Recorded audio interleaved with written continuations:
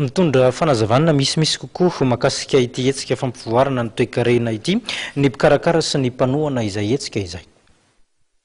Ny anoanan'ny knapsa moa zany ny hetsika karakarain'ny fivimpamato izao dia aminay dia zava-dehibe tokoa ny zavatra ataon'zareo.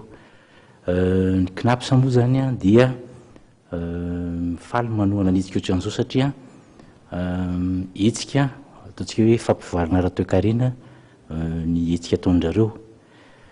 Ao anatin'izany hetsika ikarakarana ny fampivoarana raha toe-karena zany a dia maro ny zavatra lalan-kale tokony hatongavana amin'izany. Zany hoe ny etanina zany reo ataontsika hoe mpamokatra hiditra amin'ny tena sehatra ny matianina. Misy ny fanarahana ny norme isan-karazany iraisam-pirenena. Inona ny antony hanoanan'ny knapsa ny hetsika? Mahafaly anay ny hiditra manohana ny hetsika satria ny be dia be zany eto Madagasikara mbola tsy mahalala ny atao hoe resaka fiahiana ara-tsosialy. Resaka fiahiana ara-tsosialy zany nefa tena zo fototra zany.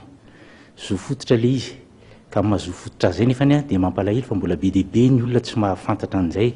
Dia ny hetsika ohatran'izao zany ahafahan'ny knapsa mitondra ny fampahafantarana, mitondra ny fampahalalana, sensibilisation na vulgarisation ho an'ireo ataontsika hoe mpandraraha rehetrarehetra mikasika ny manodidina izany tontolo ny resaka fiahiana ara-tsosialy zany.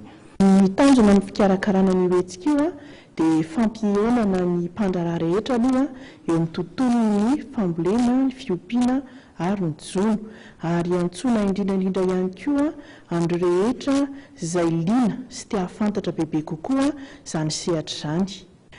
Andiany voalohany izy io vao nikarakara iny fivimpamaha ary misy ny hampiavaka azy moa dia izay hoe tena fiantsoana mihitsy zany amin'ireo olona rehetra miantsehatra mandraraha, fa indrindrandrindra ihany koa tena ihany antsoina manokana ary tena izay moa ny antony fiaraha-miasa zany tamin'ireo mpiara-miombonantoka dia ny hanomezan-danja amin'izay zany amin'ireo mpamokatra, izany hoe ireo mpandraraha mpamokatra eny ny tontolo ambanivohitra. Fanentanana antsika rehetra izay liana ary eto dia milaza ny fivimpamaha fa Madagasikara dia manana ny arena dia ny tany ary iverina amin'ny tany tsika dia ny anome lanja amin'izay zany ireo mpandraraha rehetra eny amin'ny tontolo ambanivohitra mba ho antoky ny fampandrosoana ho an'ny toe-karena.